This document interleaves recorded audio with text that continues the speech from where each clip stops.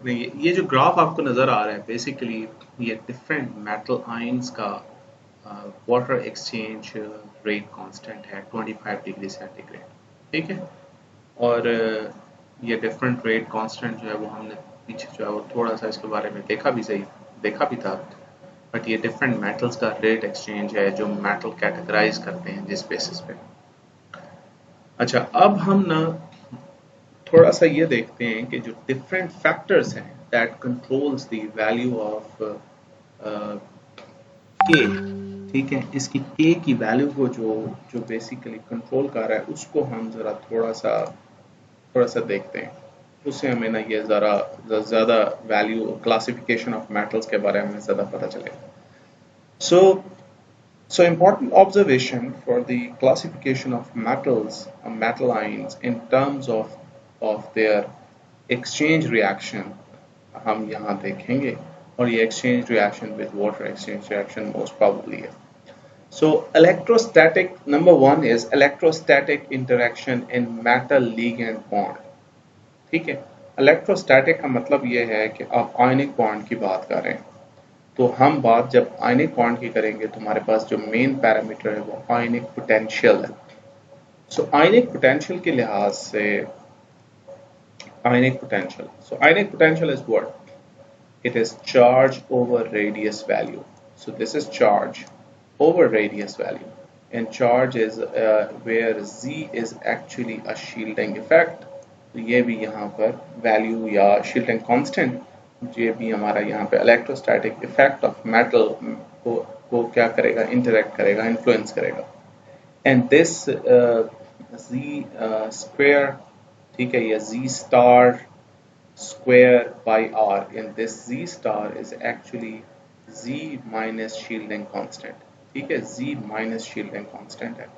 तो ये आप क्या कहते हैं, ये effective nuclear charge है। This is a effective nuclear charge and it gives the measure of electrostatic contribution in metal ligand interaction की ये बात करेगा। सही है जी, यहाँ तक बात में कोई कोई प्रॉब्लम तो नहीं है किसी को? ठीक। अच्छा, अब हम बात जो जो इससे इससे हम नेक्स्ट जा रहे हैं, हम ये कहते हैं कि जो इलेक्ट्रोस्टैटिक इंटरेक्शन है it is the main contributing factor for metal ions of noble gas and pseudo noble gas configuration. ये आप सबको पता है कि जो जो बेसिक इलेक्ट्रोस्टैटिक इंटरेक्शन है वो कब जनरेट होती है, जब कोई मेटल जो है वो या तो नोबल गैसेस की इलेक्ट्रॉनिक कॉन्फ़िगरेशन स्टेट में चला जाए या सूडो नोबल गैसेस कॉन्फ़िगरेशन में चला जाए ताकि वो स्टेबलाइज हो जाए। ठीक है, सो हम ये कहते हैं कि increase of ionic potential the liability measured by a K exchange rate of exchange reaction it decreases। ठीक है, तो इस बेसिस पे हम liability of the complex metal complex या मेटल सेंटर एटम की लाइबिलिटी को हम मेजर कर सकते हैं और उसका एक सीक्वेंस बना सकते हैं। लाइबिलिटी सबको याद है, व्हाट इज लाइबिलिटी?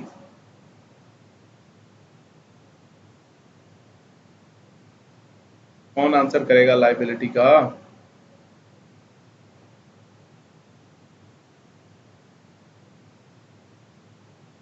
आयशा।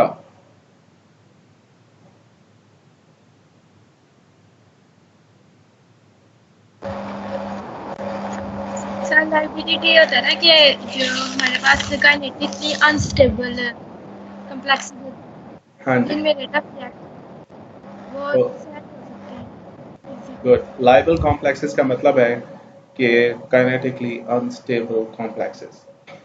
ठीक है, सो उसका हम सीक्वेंस डेवलप कर देते हैं based on their ionic potential value. ठीक है, सो आप ये जरा देखें कि for example this is a first A. ठीक है, 1A मेटल्स है। इन 1A मेटल में अगर आप देखें तो सीजियम और lithium plus one, caesium plus one and lithium plus one.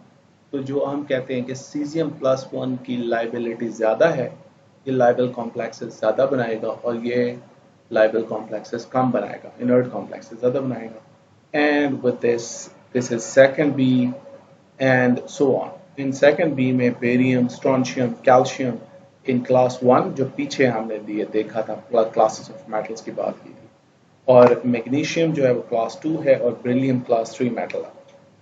इसी तरह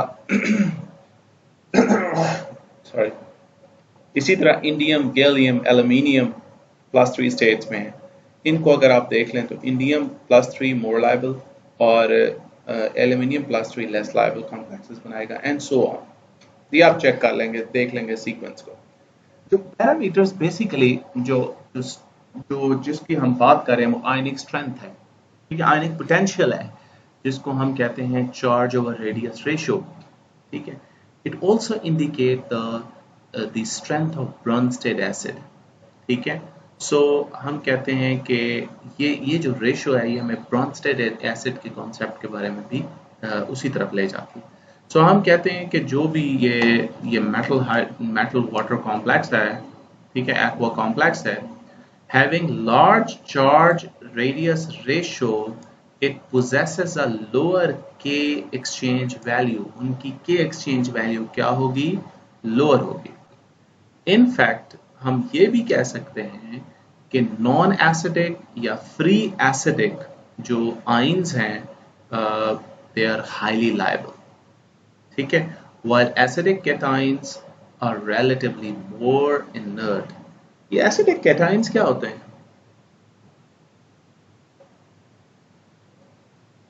कौन आंसर करेगा?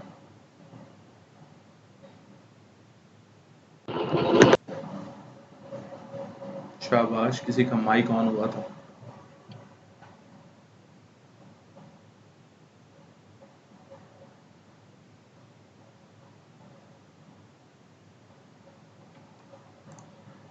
अच्छा जी, अब मुझे आंसर करेगा या करेगी तस्मिया।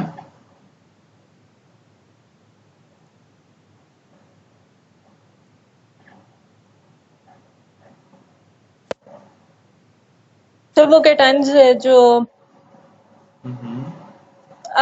इलेक्ट्रॉन्स डोनेट करते हैं एक प्रोटॉन्स, वो एसिडिक होते हैं नेचर में। प्रोटॉन डोनेट करते हैं या इलेक्ट्रॉन डोनेट करते हैं?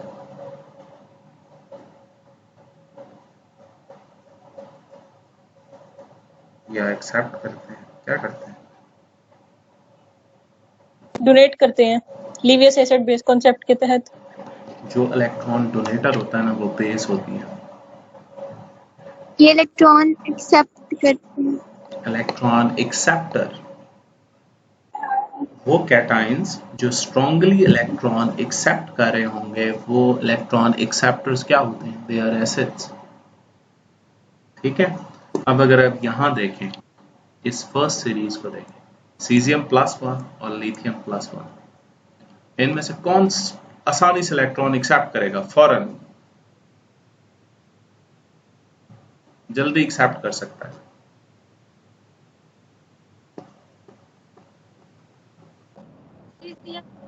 लिथियम, लिहाजा it relatively forms more inert complex, ठीक है। समझ आई सबको? या कोई क्वेश्चन है?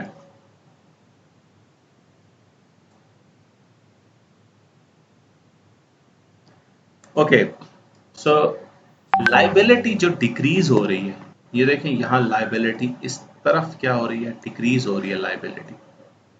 जो लाइबिलिटी डिक्रीज हो रही है वो इंक्रीज ऑफ रेडियस रेशियो के साथ आ रही है, ठीक है। यानी ये जो चार्ज रेडियस रेशियो है, इसके लिहाज से it is a very important indicator for dissociative activation की तरफ ये हमें मेन आइडिया दे रही है। फॉर एग्जाम्पल, हम कहते हैं कि ट्रांजिशन मेटल्स की अगर हम बात करें तो हम कहते हैं कि आयनिक पोटेंशियल जो है वो basically ionic potential and crystal field activation energy, ये दो मेन इंपॉर्टेंट पैरामीटर्स हैं जिनको हम अंडर कंसिडरेशन लाते हैं। हाउएवर, ये हम कहते हैं कि जो आयनिक पोटेंशियल पैरामीटर है, it is actually it is the reflection of the fact that जितने भी ट्राईवेलेंट मेटल आयंस हैं वो लेस लायबल है देन बाईवेलेंट मेटल आयंस के। यानी ट्राईवेलेंट मेटल आयंस जो हैं वो क्या बनाएंगे? इनर्ट कॉम्प्लेक्सेस, और जो बायोमेटालिक होंगे वो टूवर्ड्स मोर लायबल कॉम्प्लेक्सेस होंगे। सो लाइबिलिटी का सीक्वेंस अगर आप देखें तो आयरन प्लस 2 लाइबल कॉम्प्लेक्स बनाएगा as compare to iron plus 3 के, और रुथीनियम प्लस 2 जो है वो लाइबल कॉम्प्लेक्स बनाएगा कंपेयर टू रुथीनियम प्लस 3 के। ठीक है, सो ये हमारा फैक्ट है, but there is an exception. ठीक है, support the fact exception is vanadium plus 2 and vanadium plus 3। इसका उलट केस है, vanadium plus 3 more labile, vanadium plus 2 is less liable. And ये आपने ढूंढना है कि क्यों। This is your part of assignment. आपको कोई असाइनमेंट मैंने दी है? कोई असाइनमेंट अभी तक दी है मैंने?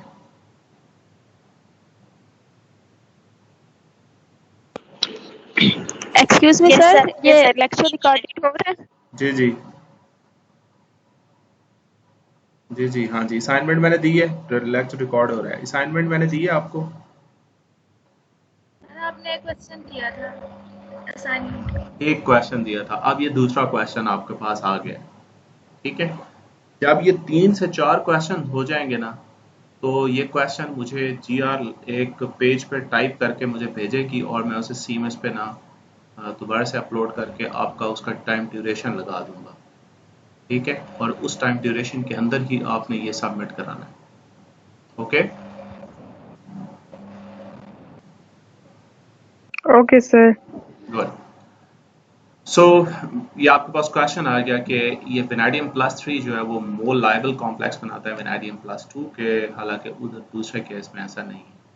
क्यों नहीं है, ये आप थोड़ा सा इसको चेक करना है।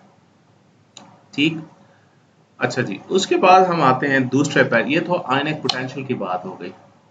ठीक, कि आयनिक पोटेंशियल पैरामीटर किस तरह बताता है कौन लाइबल बना रहा है, कौन इनर्ट कॉम्प्लेक्स बता रहा है, यानी मेटल क्लासिफिकेशन की बात हो रही थी। अब दूसरा जो है ना वो है basically crystal field activation energy parameter. ठीक, हम ये कहते हैं कि जितने डी ब्लॉक एलिमेंट्स हैं उनमें क्रिस्टल फील्ड एक्टिवेशन एनर्जी जो है it is a important factor to determine the lability of any metal ion, जबकि आयनिक पोटेंशियल जो था वो बाकी मेटल्स के लिए ज्यादा इंपॉर्टेंट था।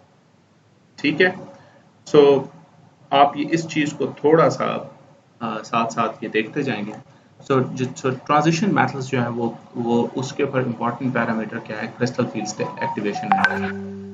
ठीक, दस इंक्रीज ऑफ चार्ज हम ये कहते हैं ये जरूरी नहीं है कि चार्ज इंक्रीज होने से जो आपकी लाइबिलिटी या इनर्टनेस इसके ऊपर कोई फर्क नहीं। स्पेसिफिकली अगर चार्ज इंक्रीज होगा तो वहाँ पीछे कह रहे थे हम कि उससे radius charge to radius ratio में फर्क पड़ता है। अब वह वेनेडियम वाला आंसर आने लगा है। ठीक है, लेकिन आपने इसे सही तरह एक्सप्लेन करना है। ठीक है, सो हम कहते हैं कि ये जो इंक्रीज करना है चार्ज की वैल्यू, वो जरूरी नहीं है कि वो आपको लाइबिलिटी इनर्टनेस के बारे में ज्यादा बताए, जैसे आयनिक पोटेंशियल में था। जैसे वेनेडियम की बात कर रहे हैं, vanadium plus 2 is more stable vanadium plus 3, यानी vanadium 3 is more stable then vanadium 2। In fact D block elements के अंदर जो चार्ज इफेक्ट है वो आइसो इलेक्ट्रॉनिक स्पीशीज में वो ज्यादा आप कह सकते हैं is more straight forward right compare to other metals के। अब यहाँ पे इस कॉन्सेप्ट को कि वो स्टेबिलिटी क्या है, कैसे है, ये वेनेडियम प्लस 3 और प्लस 2 के आंसर को आप क्या करेंगे, एलैबोरेट करेंगे सही तरह। ठीक है जी, तीसरा पैरामीटर जो है वो Jahn Taylor distortion. Jahn Teller आप सब ने पढ़ा हुआ है, पहले आपको पता भी है कि जॉन टेलर डिस्टॉर्शन क्या है। सो हम कहते हैं exceptionally high lability chromium plus 2 और कॉपर प्लस 2 में आप जॉन टेलर डिस्टॉर्शन की मदद से एक्सप्लेन कर सकते हैं। सो हम ये कहते हैं कि डिसोसिएशन स्टेट की जो एक्टिवेशन एनर्जी है, एक्टिवेशन है, the ground state geometry of distorted complex is very important and it is very close to that of transition state for water exchange processes। जैसे इसको जरा देखेंगे आप, जनरली हम ये कह रहे हैं कि आपके पास एक कॉम्प्लेक्स है वो डिस्टॉर्टेड कॉम्प्लेक्स है। ठीक है, ये मेटल है and this is a distorted complex. इसके एक्सियल बॉन्ड्स जो हैं वो काफ़ी लेंथी है। ठीक है, अब ये जो कॉम्प्लेक्स है, इसकी जो एक्टिवेशन डिसोसिएशन एक्टिवेशन एनर्जी है, अगर हम उसकी बात करें तो जो डिसोसिएशन एक्टिवेशन एनर्जी है, ये इसका ना एक्टिवेशन एनर्जी के लिए या एक्टिवेशन स्टेट के लिए इतनी एनर्जी चाहिए आपको, इस तरफ एनर्जी मौजूद है। ठीक है, इस तरफ एनर्जी इंक्रीज होगी। नॉर्मल कॉम्प्लेक्सेस की ये है कि वो हम ये कहते हैं कि जो नॉर्मल कॉम्प्लेक्सेस हैं उसमें उनकी एनर्जी यहाँ होती है और उन्हें डिसोसिएशन के लिए इतनी एनर्जी चाहिए होती है and then they perform a reaction and so on. जबकि ये जो डिस्टॉर्टेड कॉम्प्लेक्सेस हैं, इनमें क्या होता है, इनकी जो एनर्जी है वो बेसिकली यहाँ ऑलरेडी है, it is close to dissociation activation energy, so they required a less energy to perform a reaction. So already they are at a high energy state and they are more close to the transition state energy for water exchange reaction. ठीक है, in other words हम ये कह रहे हैं कि जो metal water bond है, एक्वा बॉन्ड है, ठीक है, ये बहुत आसानी से डिस्प्लेस हो जाता है। That is why it undergo a very easy exchange process reaction. ठीक है, सो वाटर का जब वो स्पेशली कॉपर और क्रोमियम के, जो कॉपर +2 और क्रोमियम +2 है, क्योंकि जॉन टेलर डिस्टॉर्शन है इसलिए बहुत आसानी से डिसोसिएशन रिएक्शन शो करते हैं। बात समझ आई? इसके बाद है जी, next is lability sequence for metal +2 high spin ions of first transition series. हम फर्स्ट ट्रांजिशन सीरीज की तरफ जा रहे हैं। तो हम वाटर एक्सचेंज रिएक्शन के रेट की बात करें, इनके वैल्यूज की बात करें, तो lability of bivalent metal ions of first transition series is like that. ये देखें, अगर हम इस चीज को देखें वाटर एक्सचेंज वैल्यूज को, तो बाइवेलेंट एटम की क्या होगी ये सारी बाइवेलेंट एटम। तो आप ये देखें कि जनाब सबसे पहले वेनेडियम +2, ठीक, और क्रोमियम +2 में chromium +2 is far more liable compared to vanadium +2, and it is more than manganese. Manganese is more than iron +2. Cobalt +2 is greater than nickel +2, but it is less than copper +2, and copper +2 is more than zinc +2 है। ठीक है, सो अब हम actual liability sequence देखते हैं। ठीक है, in terms of के एक्सचेंज वैल्यू ये था, और in terms of actual value अगर आप देखें तो कॉपर +2 और क्रोमियम +2 ऑलमोस्ट इक्वल है, बट ये ग्रेटर है मैग्नीज +2 और आयरन +2 के, जो कि ऑलमोस्ट इक्वल हैं, और ये दोनों ज्यादा हैं आयरन +2 के, वो जो ग्रेटर है कोबाल्ट +2 के, और कोबाल्ट +2 ग्रेटर देन निकल +2, एंड सबसे कम किसकी है, वेनेडियम +2 की। ये जो एक्सप्लेनेशन, ये जो फैक्टर ऊपर ये दिए गए हैं, ये बेसिकली किसके ऊपर एक्सप्लेन कर रहे हैं, सीक्वेंस किस चीज को एक्सप्लेन कर रहा है, एक्सप्लेन किया जा सकता है by the consideration of both crystal field activation energy and effective nuclear charge. ठीक है, अब ये जानते हैं कि इफेक्टिव न्यूक्लियर चार्ज जो होता है वो ग्रेजुअली इंक्रीज होता है 3D सीरीज में when we move from left to right. ठीक है, but we also know that कि जो लेटर मेंबर होते हैं of the series, especially chromium से मैग्नीज के करीब they water exchange process passes through the dissociation path। ये ज्यादा आप ये कहते हैं कि ये जो वाटर डिसोसिएशन पाथ है वो इनको ज्यादा फॉलो करने की ये आखिर वाले मेंबर ज्यादा फॉलो करते हैं। This dissociation path is disfavored by increasing the Z value. ठीक है, इफेक्टिव न्यूक्लियर चार्ज जो है वो इस डिसोसिएशन को डिसफेवर कर रहा है। तो आप उधर ऊपर जाएं तो आपको यहाँ पता चलेगा कि ये क्या फैक्टर क्या आ रहा है, क्यों आ रहा है। सो एक्सचेंज रिएक्शन जो है वो उसको लास्ट वाले मेंबर को वो डिसफेवर करता है Z की वैल्यू की बेसिस पे। So abnormally high lability chromium plus 2 और क्रोमियम प्लस 2 की वजह क्या है? John Taylor distortion. और मैग्नीज और आयरन प्लस 2, कोबाल्ट और जिंक की क्या है? वो है, हम कहते हैं crystal field activation energy for iron plus 2, manganese plus 2, cobalt plus 2, zinc plus 2, this is almost equal to 0। ठीक है, for high spin complexes, because water के साथ क्या हाई स्पिन कॉम्प्लेक्सेस बनाएंगे। फॉर निकल and vanadium, inertness rises due to high crystal field stabilization energy। ठीक है, सो हम ये कहते हैं कि जो वेनेडियम प्लस 2 है, वो जो एसोसिएशन पाथ है उसको ज़्यादा वो फेवर करता है because of high crystal field stabilisation activation energy that is equal to 4.26 DQ। ठीक है, वाइल निकल जो है वो डिसोसिएशन पाथ को ज़्यादा फेवर करता है। ठीक, और उसकी जो वैल्यू है वो 4 DQ है क्रिस्टल फील्ड एक्टिवेशन एनर्जी की। So these factors actually explain the high inertness of vanadium plus 2 than that of nickel plus 2। ठीक, तो ये मिला जुला सा आंसर है उस क्वेश्चन का भी, लेकिन इसमें से आपने एग्जैक्ट आंसर जनरेट करना है, सिर्फ यानी मोर फोकस्ड आंसर। अच्छा जी, इसी तरह इससे हमें इस ऊपर वाले डिस्कशन से हमें ये पता चला कि हम जब एक पूरी सीरीज को एक्सप्लेन कर रहे होंगे तो हमें ये पता चलेगा कि शुरू वाले मेंबर और आखिरी मेंबर और दरमियान वाले मेंबर, इन सब का बिहेवियर इसीलिए डिफरेंट होगा कि शुरू में और आखिर में जो डोमिनेटिंग फैक्टर्स हैं वो कौन कौन से हैं। फॉर एग्जांपल, शुरू में ज़्यादा dominating factor crystal field activation energy है, मिड में कहीं जाके या बीच में आपके जॉन टेलर भी आ जाता है, और फिर आखिर में जो है वो इफेक्टिव न्यूक्लियर चार्ज वाला ज़्यादा आना शुरू हो जाता है। तो ये तीनों फैक्टर्स डिफरेंट जगह पर इफेक्ट कर रहे होंगे, but everything is mixed in these three cases. उसके बाद हम आते हैं liability sequence among the containers of a particular group of D block elements. ठीक, उनके ऊपर हम आ जाते हैं, पर्टिकुलर ग्रुप के ऊपर आ जाते हैं।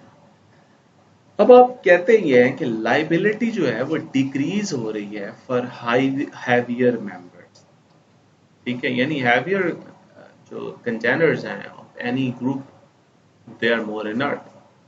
ठीक है, और ये किस बेस पर हम बात करें? क्रिस्टल फील्ड एक्टिवेशन एनर्जी के ऊपर। सो ये लाइबिलिटी जो है वो वहां आना शुरू हो जाएगी। ठीक है, वहां पर लाइबिलिटी की तरफ हम जाना शुरू हो जाएंगे। सही है जी। अच्छा, so let's see for example nickel plus 2, platinum plus 2 and platinum plus 2, इन तीनों को हम डिस्कस करते हैं। आप जानते हैं कि nickel plus 2 and platinum plus 2 का अगर हम बात करें तो इनके जो कॉम्प्लेक्सेस हैं वो स्क्वायर प्लेनर्स हैं, and there are ligand substitution process passes through association path in which incoming nucleophile approaches from Z direction. Z direction, you know that Z direction क्या है? आपने Z orbital state की आपने MOT diagram पढ़ी थी MSc second में I think, और वहीं से आपने Z डायरेक्शन की बात और सारा कुछ पढ़ा था। So in terms of MOT,